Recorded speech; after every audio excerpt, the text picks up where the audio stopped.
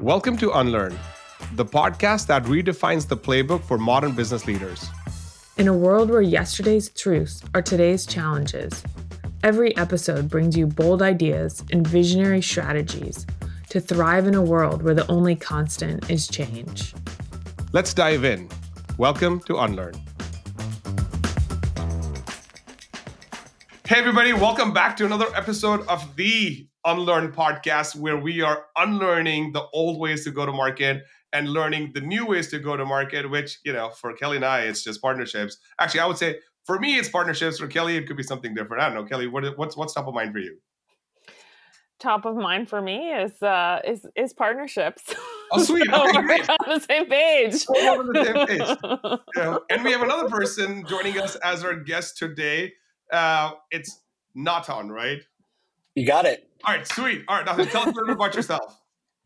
Thanks for having me. I'm the Chief Partnerships Officer at a company called Muck Rack. We are a AI-powered platform for public relations and communications professionals. So we help them find the right journalists to pitch, monitor the news, analyze, and prove the value of their work. Sweet. Tell us about your journey, just so that people get an idea, right? So, by the way, this podcast is basically started off as the CPO podcast. So we're glad that your another Chief Partner Officer is on the pod. And also, here's the data point for you. By the time we get to Catalyst, which is quick plug, and you'll have 7 of these plugs as a fair warning. I'm just kidding. Ash is a salesperson, first and foremost. Exactly, Don't forget. As you should be. Plug away. But there's going to be, I believe, we're very close to 1,000 chief partner officers in the world, which is incredible because I'm going to say 2 years ago, I think there were 800. So in having 200 chief partner officers created and promoted in the market in 2 years is pretty fantastic. And so that's one of the reasons why we have you on the podcast, to learn a little bit more about your journey, the things that you found helpful, the how you've set up your org, or what's your point of view on setting up orgs and stuff like that. And so we figured Kelly and I have this time blocked off to have conversations with very interesting people in the market, which is really more about Kelly and I. I'm just kidding, also all that. But we figured we have you on, and then we see where the conversation goes. Sounds great. Thank you for having me. About 3 years ago, when I took on this title, I thought I was maybe one of like 5 people who had it. And I remember, and I'll tell you the story, but when I was kind of in the process of creating it with my company and our leadership team, I did, look a bit and saw Microsoft's Chief Partner Officer, who I listened to your interview with about a year ago. So that not that I knew anything about her role then to truly model it off of it, but I was like, oh, okay, there's someone else who has this title. So it's a real thing if Microsoft is doing it. So yeah, that's right. So my journey is very non-traditional, and even though there's maybe only 1,000 of us in the world, I'm probably not so similar to most of them. But you'll tell me as you hear my story. Kelly, he's known to be like a very corrective person. So please correct me. Correct me if I'm wrong. Asher, he might not live up to your theory that every CPO was a management consultant. We don't know we'll that find yet. out. He hasn't talked about it yet. So yeah. Well, I work for a software platform that helps PR professionals. One of the things we do is help them prepare for podcast interviews. So if I didn't come prepared to this interview and listen to some of your past interviews, I wouldn't be living and breathing my product. Yeah, totally. But I've been at Muck Rack now for, in July will be 16 years. So it's been the only professional job I've had since I graduated from New York University back in 2010. So I met the co-founder of my company, our CEO, Greg Gallant, and his co-founder, Lee Semmel, I met Greg at an NYU class of mine. He had just launched something called the Shorty Awards, which still exists. It's an awards show to honor social media. It was very new and exciting back then when, social media and creators, influencers, brands doing social media marketing was brand new. And I joined the company early on to help produce that awards show.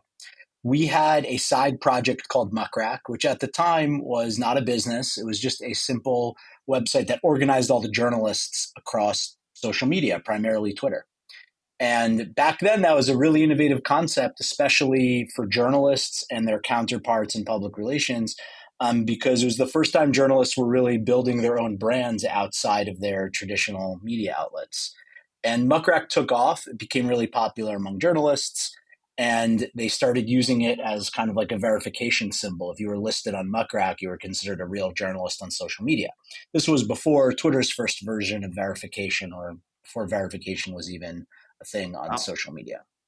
And then, in about 2011, so about, 2-3 years after the site was kind of operating, we noticed that the communications industry, PR professionals were using Muck Rack to find the right journalists on social media and using it to help better target who would make sense to work with on a story idea that they had.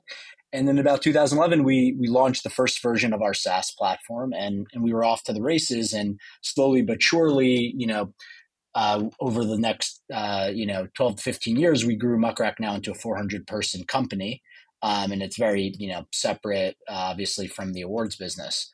My own journey at the company was, like I think I heard some of your past guests. I grew up in our organization for many years as the revenue leader. For many years, I had different titles that I'd kind of come up with as I thought they made sense when we were a super small company. And when we started scaling, I eventually became our CRO. I think when I started running our sales org, I don't know if that position was even that popular. I don't know if it existed quite like it does today. And I helped us grow to about 200 employees as our chief revenue officer. And then something really interesting and exciting and different happened in my career that I'm very grateful for. I outgrew the position, and the position outgrew me. And I think it was a really important recognition. In about 2020, when a lot of tech companies, including our own, especially when communications was becoming more important, helped us grow a lot. Our business was taking off.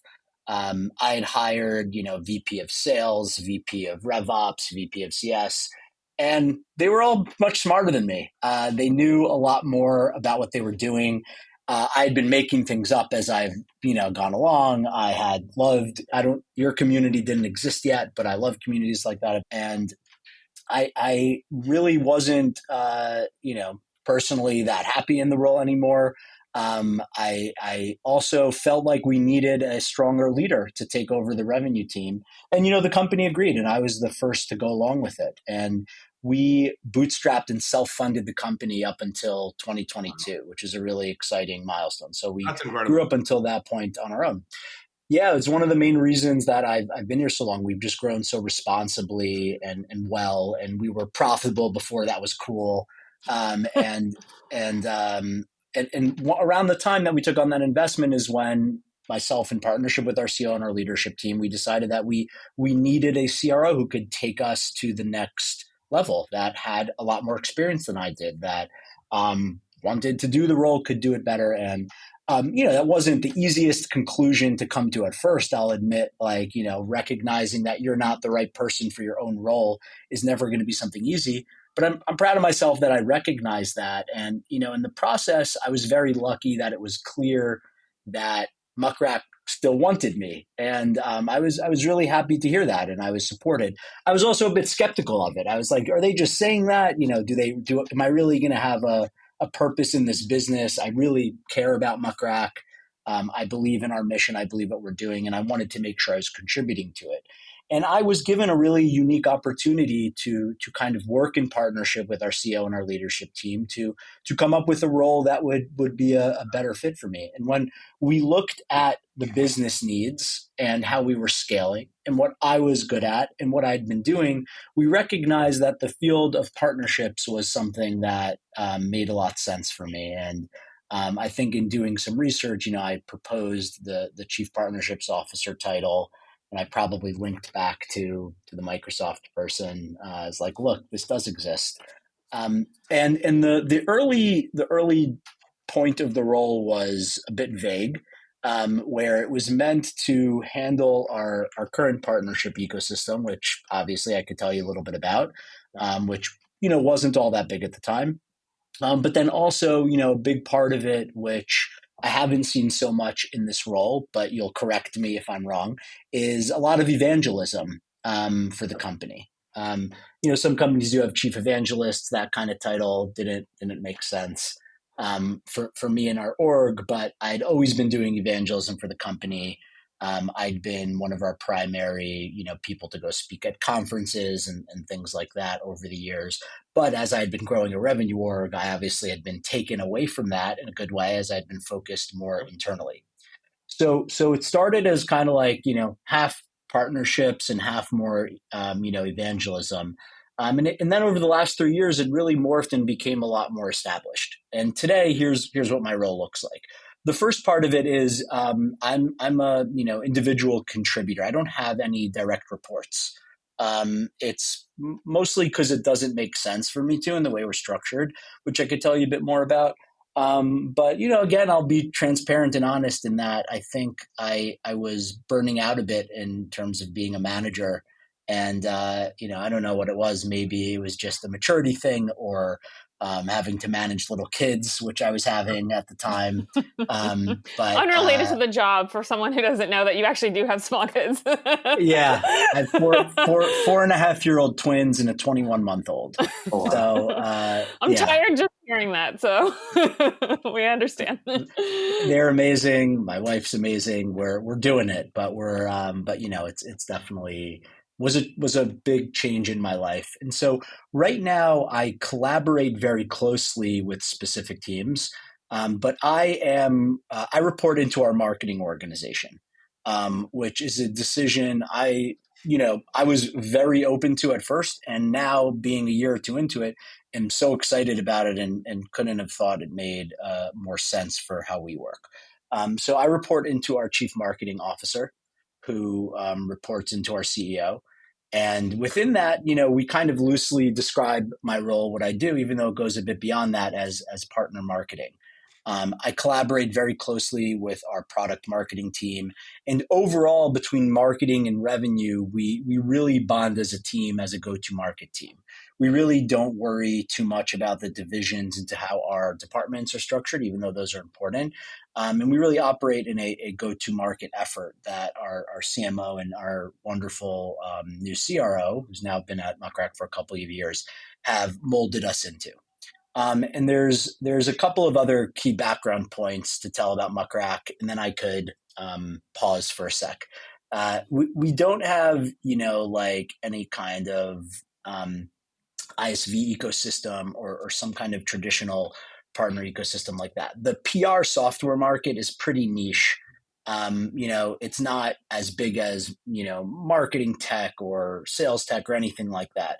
There's a handful of providers that are used by most public relations professionals across the world.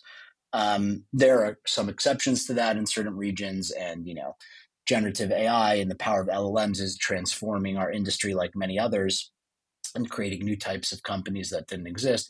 But for the most part, we don't rely on a large third-party partnership ecosystem to drive revenue. There's two major areas that my partnerships focus on, and well, actually three.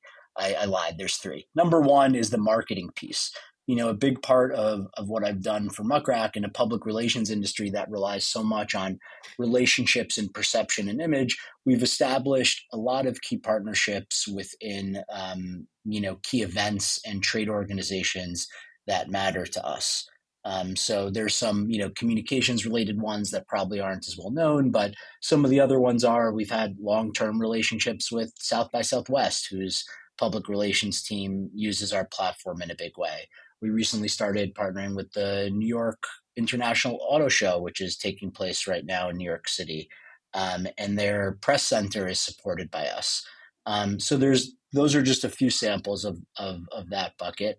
The second bucket is, for a company like us, one of the big assets that we provide people are, we help them monitor the news. The kind of industry term for it is media monitoring. Built into that is news analysis, analytics on the news. But broadly speaking, it's how a company wants to understand how they're being covered across online news, print news, podcasts, Substacks, everything that matters and affects their reputation. And to effectively do that, we need to partner with a lot of content providers to make sure that we can ingest all the right content into our product. So we do a lot of licensing with premium publishers and different types of content providers, and all of that falls under my remit. And then the third piece is more related to certain product fits and certain rather product gaps that we need to create a product fit for. So an example of that is our first ever acquisition as a company, which we announced in Q4 last year, was a social listening platform called Keyhole. They help companies monitor how they're being mentioned across social media platforms like X and TikTok and Instagram and YouTube. And before we decided to go and acquire them and build it into Muck Rack, which we're now doing really well, we partnered with them for a year in a reseller capacity. So any kind of sales relationships that need to fit a product gap fall under my remit. But what's exciting about my role, what I love about my role as I wrap up, and what is quite different, I think, is my role is constantly changing based on the needs of the business. As we're scaling now past a 400-person company, the need for external partners is growing. And it's not always clear who we need to partner with to do that, which departmental bucket it falls into.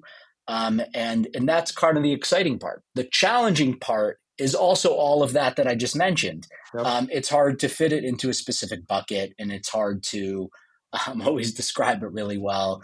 And it's hard to, kind of turn it into a scalable function within the company. But right now it's going quite well. I have a lot of great support from our team and our leadership, and I'm contributing to really meaningful projects, but it's definitely, not the traditional partnerships route that I've seen others go through. Well, I'll kick I know that was a lot. I'll respond with it's very interesting that you've gone from a CRO to being a CPO because and in the world of pattern matching, Kelly, Greg Sarabyn was also CRO before he became Chief Partner Officer of EY.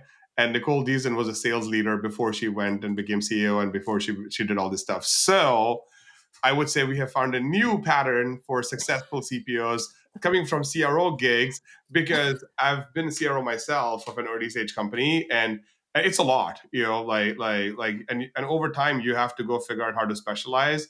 And then what happens is the company starts to get specialized, but you still want to do incubation stuff. And so, but the company's needs are like highly, highly, highly specialized, high rigor. And transparently, there's just some people in the world that are really good at that. They have like no feelings, no emotions, no, just an absolute love for just like rigor, and like a decimal point win increase in a win rate, like just gets them high, right? Like there are people like that, which is great. And thank God. Asher, that sounds exactly like you. I'm surprised he doesn't fit. Wait, I would say I have a love for closing deals, but that is still very macro. What I'm talking about are like people that are. I would say like my co-founder Ty. He's a little bit like that, but in a very positive way, because those people are essential to company building. And then what you've done feels like you're just now starting to hit the partnership stride, because as you're talking about this, I think Meltwater and Blue Ocean are two companies that are in your space. I think Blue Ocean probably for sure is, but I don't know if Meltwater is one of our biggest competitors. I'm not too familiar with the other one, actually. Yeah, so this is kind of like, you could go from, because you called it PR, and I don't know what the category is, but they called it like brand management, right? And they technically are, in my opinion, like the same thing. But you can correct me if I'm wrong. But I had the chance to be an investor in Blue Ocean, and I passed on it because it was just a data play, and I was like, this is a very long term like business, and you're about to go fundraise, and I would actually recommend that you don't fundraise until you have an ecosystem effect going on, because then you're plugged in, and then you should for sure go fundraise, because you have network effects that you're going to take advantage of, right? And as you were talking about it, I was like, oh man, let me go check to see if that company's still around. Yeah, Meltwater definitely is. I haven't heard of the other one. Yeah. But yeah, I agree. I mean, one of our differentiators is we've stayed more laser focused on PR and communications by Okay. design. We've felt there's a lot of opportunity there, especially with the way everything's changing. But many of our competitors, we believe, have made missteps by trying to expand too much beyond Yeah. that kind of persona and industry into more brand and marketing. But it's all changing constantly, so it's hard to kind of keep track of who considers themselves a competitor these days. Yeah, I know, totally. And I'm surprised you didn't talk about Interbrand, because isn't Interbrand like the one company that puts values on brands, and they put out this like top 100 brands in the world list or something like that, and that would be a cool partnership to do. Yeah, you're right. They do. I mean, I'm definitely familiar with Interbrand. I think they're a little bit more known in the marketing advertising Okay, circles okay, versus like PR. There's also the Edelman Trust yeah, stream, which is yeah, Edelman's one of the biggest PR agencies in the world. They put out a big report every year at Davos about trust amongst companies. So yeah. there's a lot of those that we definitely keep in mind. So can you say more about who your ICP is? So it sounds like, and Asher, definitely like when you think about personas, like a brand marketer is usually a different team than like the PR and comms team, like within companies, right? Yeah. So it sounds like you guys are very focused on the PR comms persona. Like what size companies, what's the diversity of industries? Like who do you guys go after?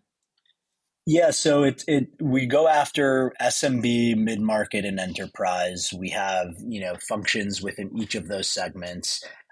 As you get more up market, there's definitely more of a distinction between like public relations professionals and their marketing counterparts. The more you go down market, there's sometimes more of a Person who's blend. doing it all. Right, right. Our biggest growth area has definitely been in the enterprise because the largest companies in the world have been and have had to invest in PR and communications so much, especially in the last 5 years. Crisis after crisis, the world changing so much. The strategic communicator has never been a more important Yep. seat at the table, and it's really been great for the industry. I come from a family of public relations professionals. My grandfather was in PR, my mom was in PR. I'm very involved in the industry. I represent us in my role in many trade organizations, and it's fascinating and wonderful to see how many more chief communications officers there are at companies. One stat I saw showed like 90 out of the 100 Fortune 100 have a chief communications officer. I think even just a decade ago, the comms function was still very important, but it might have reported into a chief marketing officer, not really been directly, advising the CEO. But now I think the way that the world is changing is, even when you're paying for a big ad campaign or you're paying an influencer, you still need your communications team involved to make sure the messaging's accurate, to make sure that you're protecting your brand. And we've seen so many examples of brands making mistakes, and that's only increasing. Whether it's working with the wrong creator that blows back up in your face and tanks your sales, to just how do you react to something like tariff wars, and what do you say, what do you not say? These things really become a strategic part of the business. So that's why for us, it's been a really important couple of years of like, okay, how can we build the right tool set, leverage AI for the right workflows to help make these professionals even more strategic. How are you thinking about your second bucket? It sounds like you have a lot of partnerships with publications, so you can get access to the content that people are consuming.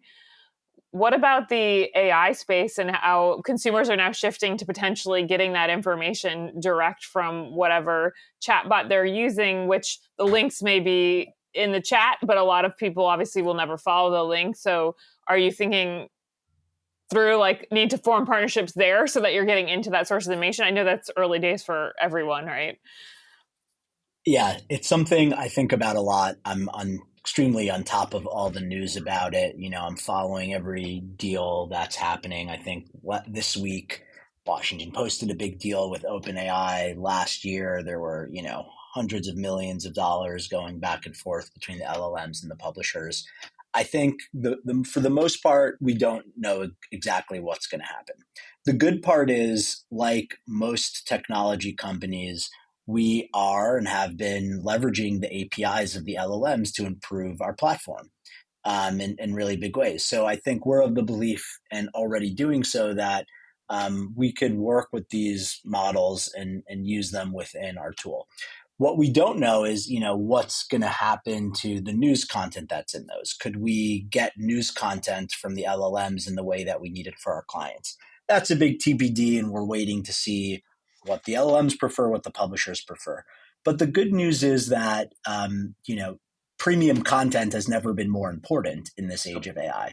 And I think one way or another, we don't see the large language models replacing what we're doing. On the contrary, we see them helping to improve what we're doing. And I'd say for the most part, I obviously can't speak about any specific deals, but for the most part, publishers understand the difference between a media monitoring organization, which we fall into the category of, versus like a large language model.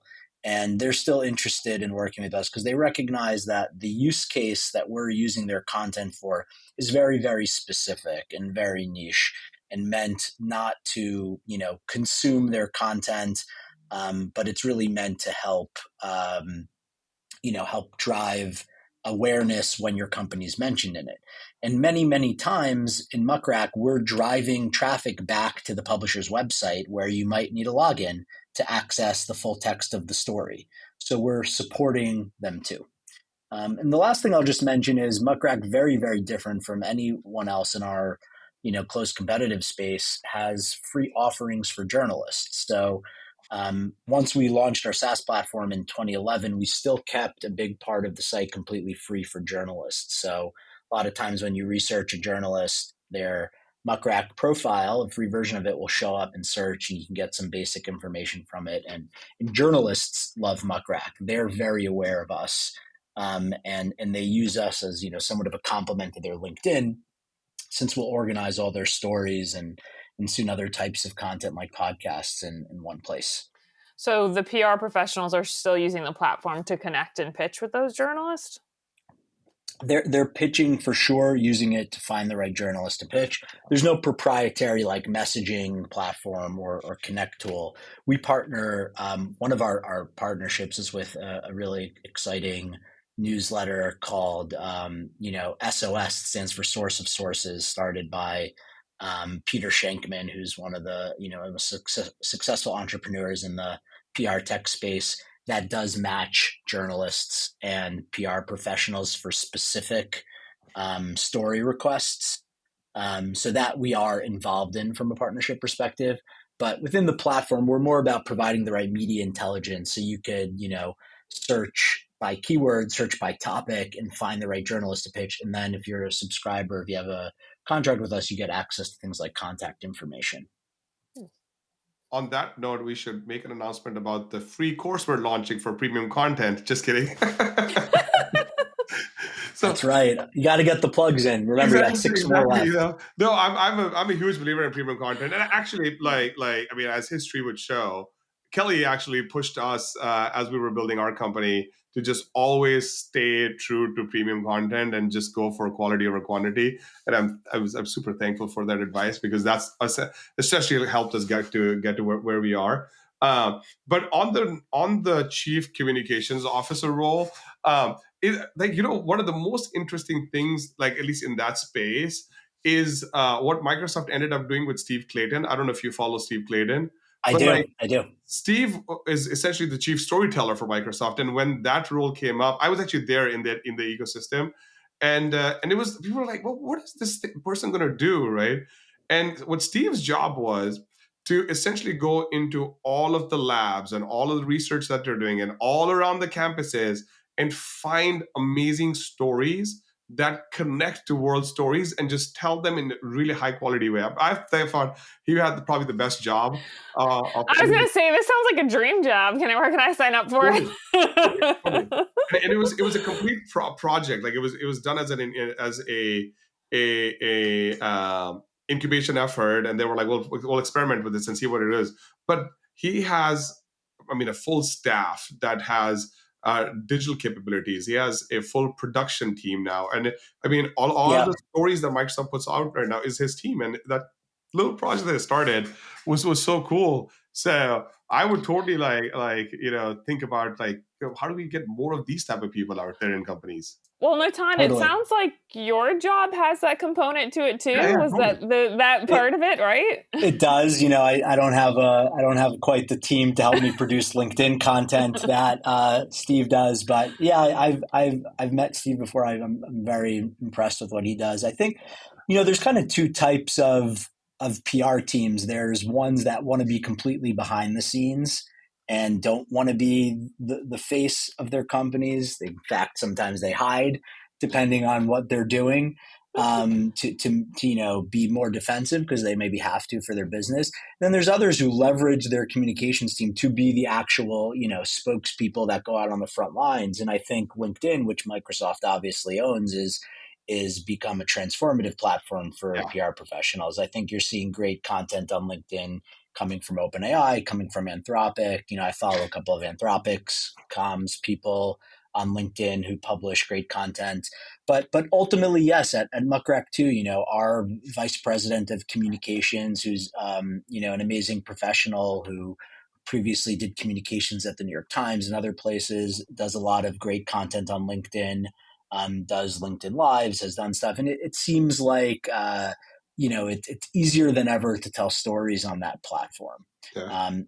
So I agree. I think my own LinkedIn content probably needs some ramping up, but I do, find myself spending way more time on LinkedIn than almost any other social platform, which Well, maybe just means Asher's I on work there too like much. 7 hours a day, so he can give you tips.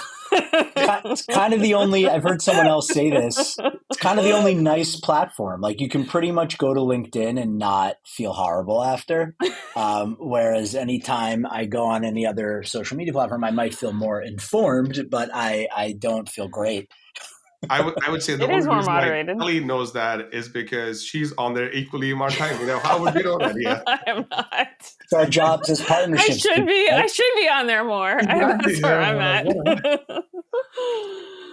No, Yeah. I in my personal journey, I was like, how is content work? Like, yeah, and ever since Kelly pushed me to go do more homework in this space. I'm like, how are all these people writing all these posts that just go viral and stuff like that? Like, how do they do this stuff, right? And then one path was to go hire someone, and I'm like, we're a broke company, so what are we gonna do? We were also bootstrapping this thing, so I'll just go try to I learn start this thing. somewhere. I'll just start learning this myself, right? It took me 2 years to really get I would say decent at it, right? Yeah.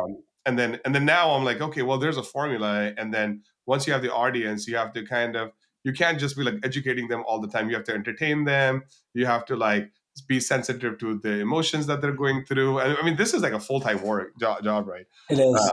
My LinkedIn strategy is pretty much revolved around my most successful posts ever were our LinkedIn reps. We use Sales Nav, like everyone sent me LinkedIn onesies when I had my twins and then when I had our third baby. And when I came back from leave, you better believe I told everyone and posted a cute picture of a baby in a LinkedIn onesie. The closest I've been to viral. Yeah. And hopefully my kids will forgive me one day. All good, all good, all good. I mean, my co-founder, this week we were checking to see who gets more impressions on just we're promoting Catalyst and stuff like that. Yeah. And my co-founder Chris took a selfie on a bike and did this amazing post. And I'm just like, hey, here's the next keynote speaker. and he has like, I don't know, 200 likes, and I have maybe like 2. So I'm like, oh man, like people are really wanting to go in this direction. Asher's like, here's a rigorous deep dive into this topic. People are like, snooze. And Exactly. Like, this can help you at your job. No. then Tom's like, here's a cute baby. And it's like 10,000 likes. I'm like, dang it. Like, I'm going to X. Yeah, I'll hang out with all the polarized people. It wasn't my intention, obviously, 20 years in the PR industry, like all the comments I got, all these PR people, these clients, whatever, that I was able to reconnect with over it. It did turn into a lot of real conversations. I mean, I don't recommend your LinkedIn strategy be, posting photos of your kids for profit, but I think the message is people want sincere stuff, Yeah, there was a time, I don't know if you follow David Meerman Scott, but he wrote the New Rules of Marketing, and a lot of the stuff that he talked about was newsjacking in that the piece. Yep. And newsjacking to me is like just PR 2.0, right? It's like, how do you keep your company relevant in the current news cycles if there is some relevancy around to it? And if you can do that, you will like take off like no other. Yeah. That's right. Yeah. It's all about, not doing it too early, not doing it too late in that newsjacking cycle. But I totally agree with that. That is all about PR. The other big thing about PR is, I think the model most modern professionals follow, if you've heard of it, is the peso model: paid, earned, shared, owned, which was, a model created about. Yeah, I teach a class at NYU, an undergrad class about PR, and it's been a really important piece of how I've structured my class, and it's something we believe a lot about in Muck Rack. It was created by this woman, Ginny Dietrich, who started an organization called Spin Sucks. She's, she owns the peso model and created it and does certifications for it. But the idea is that PR and communications has become a lot more than just like media relations or pitching journalists. It's that to have a truly good communications campaign, you need to have an extremely robust effort when it comes to paid media, advertising, earned media, more traditional PR media relations, owned media, your own channels, like you posting your own content on LinkedIn, and then shared, how it's going to get shared, what the engagement is. And you need to think about all of those pillars. So most modern PR professionals, when they talk about like what approach do they take, a lot subscribe to the peso model. Many don't do it how it's intended to be done, but I think it's a really smart modern approach versus when I was a student, we learned about the marketing mix, and there was advertising and PR and direct mail, and it all folded up into marketing. And I don't think that quite works anymore. I think you need to have a more 360 view of everything. So I recommend looking up the peso model. It's a really important part of between Eugene Schwartz's like audience engagement model, then you layer up the peso model on top of that. I feel like there is a virality stack that we could come up with. David, you gotta gotta go. You need a model of models. Yeah. How do you see it evolving? I mean, obviously, I think still today and present, all of those buckets are important, right? To especially larger businesses. But how do you see that changing, especially with AI and evolving in terms of like which of these buckets are going to become more and more critical, which just might be fading a little bit? Yeah, I think for PR and communications, like I believe our industry has had to be the pioneers of this, because so much of the early use of these LLMs has been for writing related tasks. And that's journalists and PR professionals, we're some of the biggest writers out there for what we're doing. So I think it's been hugely transformative. I think, every organization, especially in PR and communications, has to look at, are you doing things as efficiently as you can be?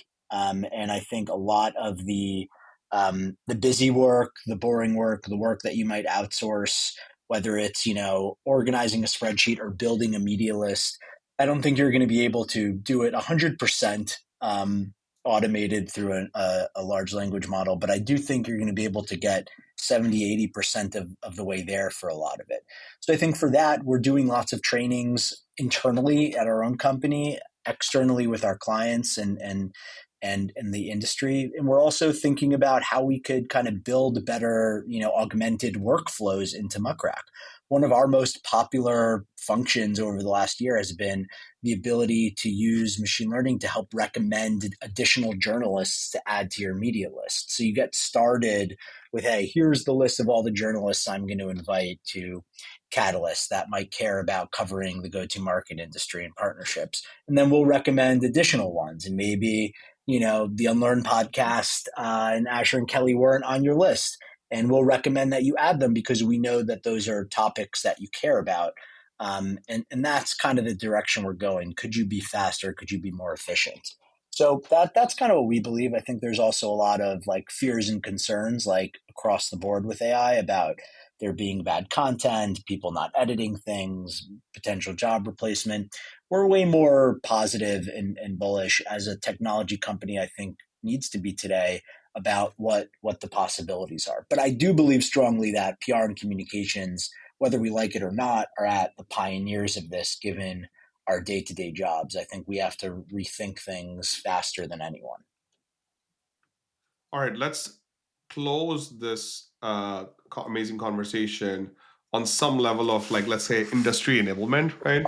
Is media training still a thing? Yes, media training is a big thing. I mean, I don't know. It's more important than ever before. I think a big thing that PR professionals have to do, especially if you're maybe entry level or working at a PR agency earlier in your career, you build these briefing books for your client or your boss, which shows all the journalists coming to your event or that are going to interview your executive. It used to take hours and hours to put them together. And the idea was you prepare this book so you can then go train your executives for interviews or prepare them for a big event like CES or whatever it might be.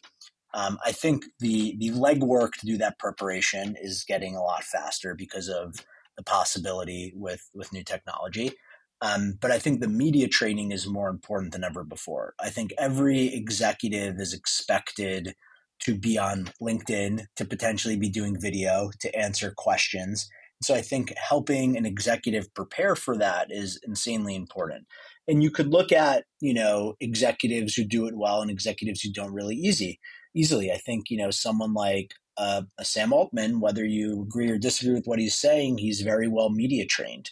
Yep. And that's very intentional. And there's many executives who are not that great yet who need it. But I do think that media training is more important, but it's going to be as much for like doing a podcast, being on someone's TikTok, as it is for like a 60 Minutes interview.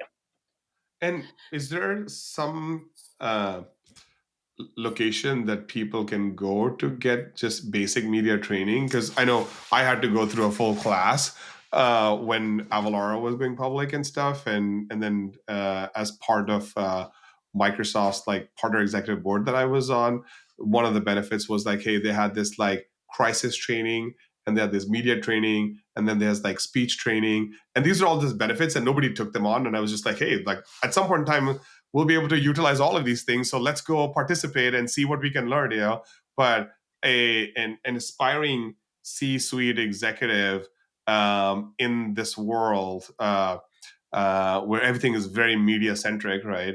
Like, I don't know where they would go to even if they were like, hey, how does this stuff work? So do you have any advice for people?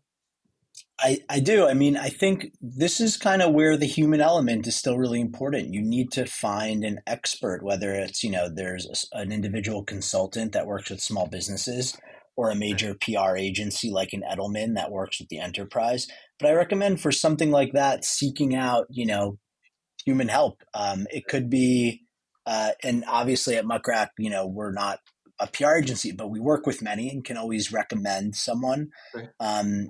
But on the other hand, I think too, like having a good tool at your fingertips to do research. Like when I was preparing for this interview, I've been media trained already, so I didn't need to do that from scratch. But because I had Muck Rack, I was able to, do a bit of research and get, organized. At Muck Rack, we have a messaging platform that our communications team built with our key messages that I reviewed just to like make sure I when I'm asked about Muck Rack, I know how to talk about it in the right way and don't misspeak. And then on top of that, I think, but not every company has that. I think if you start by just taking a video of yourself, uploading it to ChatGPT and saying, hey, how can I improve this mock interview? That's not a bad thing to do. I'm sure it will have some good advice, the same way it would give you some good advice on a resume. But if you're really preparing for an important interview, I'd try and find an expert on the topic who could help, because I think it's as important as like you seek a medical professional. If you have a medical issue, you seek a lawyer. If you have a legal issue, if it's truly something important, you're not just going to Google that law and see if you can interpret it and understand it yourself. If there's financial risk to you, if there's reputational risk, you're going to talk to a lawyer. And I think for an interview where you're going to be public out there that might have a long-term positive or negative reputation impact, I'd equally recommend seeking an expert to help you prepare for that. How far do you think we are away from executives being able to essentially have avatar that can respond? And it doesn't feel like we're that far away. I think the training component, like that professional, somebody needs to train the bot essentially, right? And the brand. But we already have tools that, for example, can ingest everything about your brand and then put forth text that it's like in the brand voice. We know people can now mimic voice. It's not fully where I'm saying, but does it feel to you like where we're going to go? And these executives, these LinkedIn posts from executives are just written essentially by the AI. With you still have the comms expert working with the AI. Yes and no. I mean, part of me hopes not completely. I think if it's being used to improve the content, we believe the human loop, like you need a human in the loop with your AI generated stuff. I don't believe we're anywhere close to a company feeling comfortable sending like a deep fake to an actual interview to do it, even if the technology is good enough. I don't think anyone's going to want to risk that yet. But for LinkedIn content, I think we're pretty close. And I think I'm sure in your feeds too, in my feeds, I'm seeing more people complaining about AI generated content that they're sick of.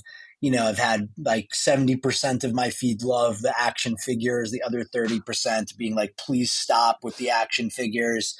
And so, I think it's going to be harder to distinguish things, but I mean, if it's still good, if it's still useful, like if your co-founder's agent is generating him on his bike in cool places and that content's going viral and it's helping you sell tickets to Catalyst, who's to blame? Good for him if he could, virtually bike all over the world. We don't without believe in having to that go stuff. there. I'm like, we're building a company over the next 20 years. Like, let's do everything or as original as possible, because part of it is also living life with your co-founders, right? I think a lot of companies kind of miss out on that piece of it. So you pick the right co-founders and just live an amazing life with them. Yeah. I think people feel way too much pressure to constantly post on LinkedIn, and it depends on what your business goals are for it. I'm personally somewhat of a more extroverted introvert. I like smaller settings. I like being in person with people, but not at huge things. I host a lot of breakfasts in small groups and dinners in small groups. So I really thrive there. I don't thrive as much in much bigger environments. And I think LinkedIn to me is somewhat of that bigger environment. So while I'm certainly guilty of promoting stuff on LinkedIn and all that, I don't really see as much value in it in using LinkedIn's private messaging more. A couple of years ago, I would have thought any LinkedIn message I got was spam, like complete spam. But I think LinkedIn messaging has really transformed. People really use it. People check it more. Email has become a mess. And I think that's where I find the most power in LinkedIn. And I've cultivated, as a partnerships executive, I've cultivated 2 decades of relationships that live within my LinkedIn network. And I think, people are, as we all know, like SDRs have a harder job. Getting outbound is so much harder than it ever was. Email spam, like calling is coming back a little bit, but it's still hard to get through to people. So using like TeamLink on SalesNav and because I've been at Muck Rack for 16 years, because I have this network I'm really proud of, I have SDRs, CSMs, onboarding people every week DMing me on our Slack being like, hey, I saw you're connected to this person. Could you potentially make the intro? Sometimes it's someone I haven't spoken to since 2011, but I'll be able to like go and see how I met them. and connect with them. And to kind of full circle it, that's where I see my biggest value as a partner leader, to kind of partner with the industry in the different capacities I need to. So that's something I take super seriously. Because every year around LinkedIn, around Catalyst time, I send my entire network LinkedIn messages, right? And now that's how we connected about this podcast. Totally. Yeah. But, what I told my team, who also helps me with some of this stuff, is like, don't delete messages, because there's conversations. And in some cases, I invited people 3 years ago. This is the fourth Catalyst, right? And I have all that history of conversation. I'm like, oh, hey, by the way, last year we were talking about this thing. Is this thing solved? Like what happened over here? And it's a really cool, I would say, reconnecting mechanism, if you want to call it. Well said. Yeah. There's a bunch of messages where it's like, hey, do you want to go to Catalyst? Hey, do you want to go to Catalyst? Hey, do you want to go to Catalyst? And the person's never responded. Like, that's what it's like, not interested. Asher's like, I'm 4 times the charm. Exactly. I'm guilty of that too. If you heard Jensen Huang and how much, let's just call it, sweet begging he had to do to get his company to where it is, I'm like, that's my role model. Gotta be persistent. I have like 30 years of sweet begging to do to get this thing to build the future of partnerships. But anyways, we're gonna run out of time. Natan, thank you so much for spending time with us. It's great to not just meet you, but also learn more about modern PR. We'll bring you back on at some point in time as to get a little bit of a recap of where you are in your journey and stuff. But thank you so much for spending time with us. My pleasure. Thanks for having me. I really enjoyed listening to the past podcast. I listened to your more recent one with Deal Hub CRO, who went partnerships to revenue. So I've learned a lot from it myself, and I'm excited to stay involved in the community. Good luck with Catalyst. Super. Thanks for listening. Do us a favor. Subscribe to the podcast on your favorite player or YouTube. Share it with a colleague, or tell us what you thought of it on LinkedIn. See you next time.